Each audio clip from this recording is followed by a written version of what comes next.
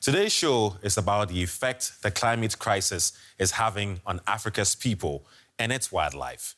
The UN Secretary-General Antonio Guterresh opened an international climate conference on Monday with a warning. He said levels of heat-trapping gases have hit a record high, and the impact could be catastrophic if nations do not take action to limit their greenhouse gas emissions.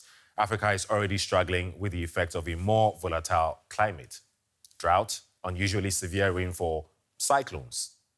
8 months ago, Cyclone Idai wreaked havoc on the east of Zimbabwe.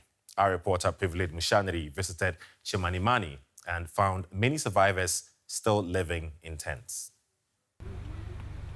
Adjusting to life in camps has been difficult for Cyclone Idai survivors in Zimbabwe. Kudandima lost her 3 children and family home when tragedy struck the night of March 15. Now she lives in a tent with her husband. She says life is unbearable. Kuda survived the storm but was left with long-term injuries. She is traumatized by the thought of staying in a tent throughout the rainy season, which has just started. We are living in these tents and the rain is coming. We are afraid. Staying in these tents is unbearable. When it rains, the water floods them. We get so worried about our state of health. We pray to God and we wonder who will take us to the hospital when disaster strikes.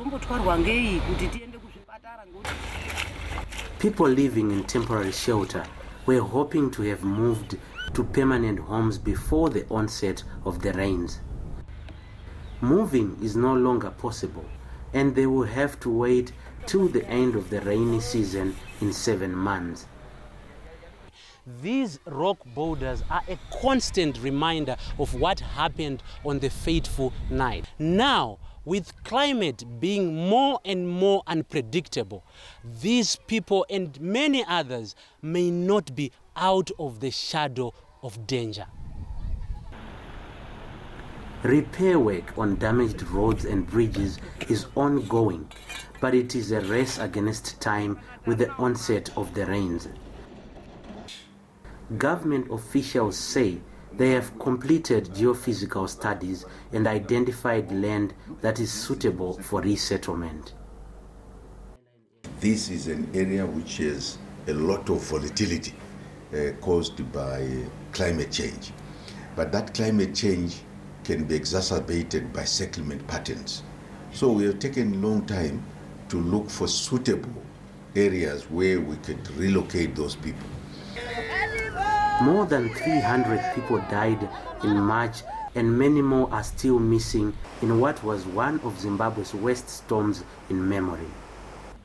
Survivors like Kudandima are hoping there will not be a repeat of a disaster on the scale of Cyclone Idai.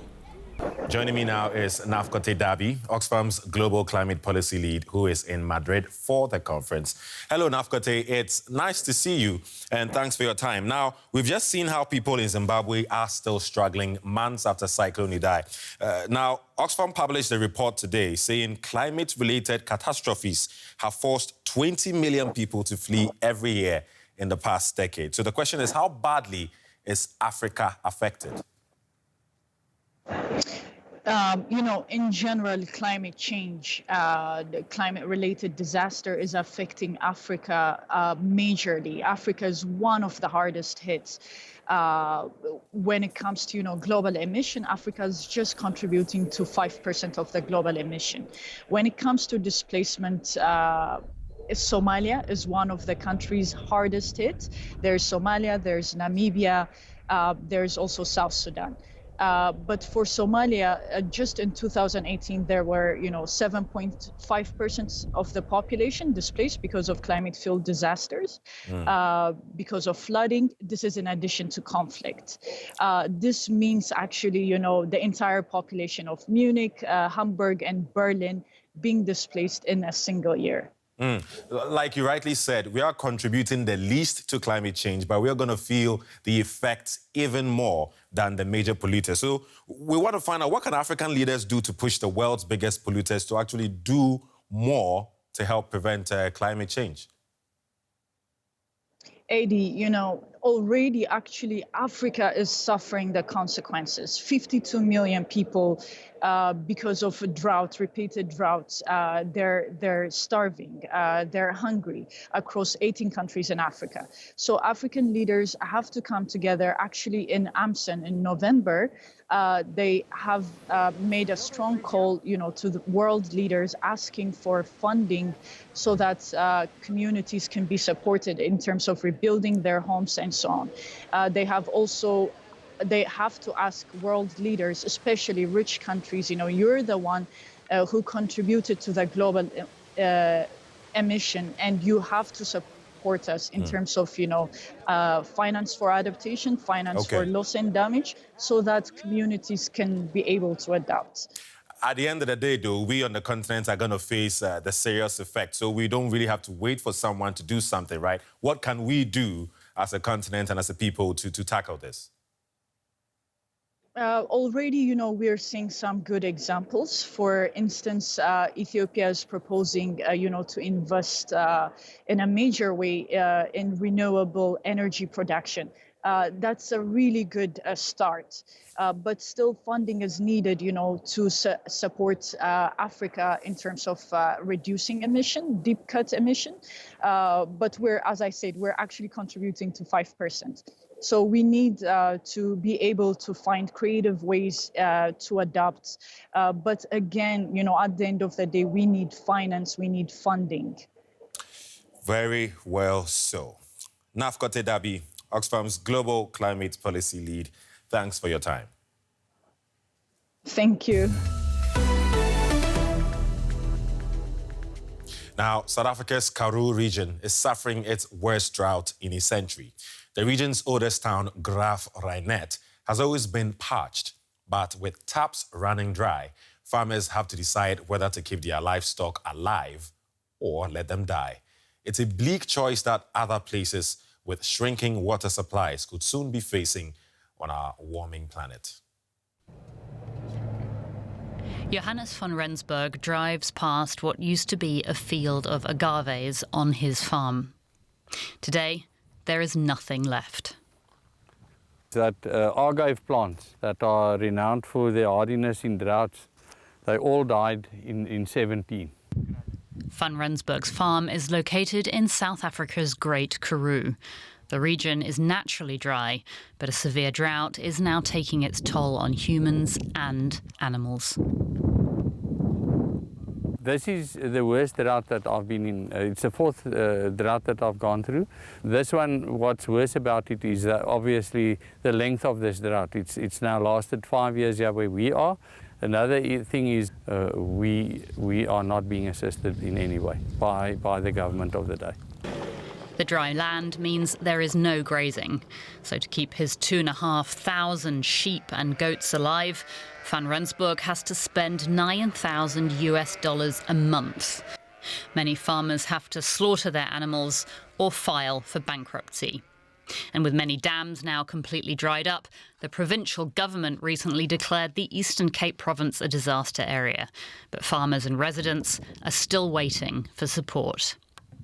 Wendy Tunzi has been living in the Karoo town of Graaff-Reinet her whole life. A week ago, her tap ran dry and the toilets won't flush.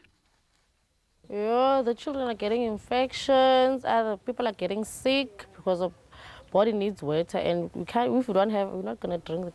The town's water trucks don't come regularly, and Wendy is disappointed with the local authorities. Because I'm sure they were aware of this. They could have been at least worked hard, because now it's over in a week without water. It's too much.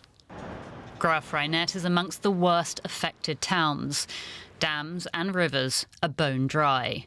In April, the municipality received 30 million rand. That's more than $200,000 in drought relief. We tried to find out what the money has been spent on and if a water management plan is in place. But the mayor isn't available for an interview. The South African disaster relief organisation Gift of the Givers has now stepped in. The NGO drills boreholes and distributes drinking water to the community.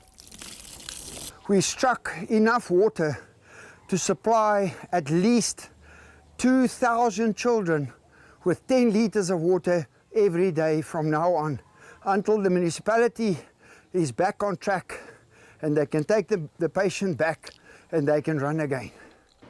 It seems accountability and good governance are needed here every bit as much as rainfall is. And now to Kenya, where the world's largest zebra species is under threat. The number of Grevy's zebra have plummeted by 83% since the 1970s. Poaching and regional insecurity decimated the zebra population, but severe weather and drought are making things even worse. The dry northern plains of Kenya used to be a safe haven for the iconic Grevy's zebra. The species is well suited to the arid conditions, but loss of habitat, intense drought and land degradation is pushing these zebras to the brink. This is mainly due to increasing human population and also increasing numbers of livestock. Diseases like anthrax have also diminished the zebra, but the severe droughts have been especially deadly for the younger animals in particular. The population structure is skewed. Many adults and few smaller, younger individuals. It basically means that the babies may be getting born, but they're not surviving to adulthood. The situation has become so drastic that conservationists are now being forced to intervene. The main problem is they're literally starving to death. The Grevy Zebra Trust and other organizations that are trying to save the zebras actually have been feeding them during the dry season and bringing them hay. Conservationists say creating nature conservancies in Kenya will secure the Grevy zebra's heartland, and replanting grasses will rehabilitate the land. But until that happens, the survival of Grevy zebra is not guaranteed. That's it for now from DW News Africa, but I'll see you soon. Goodbye.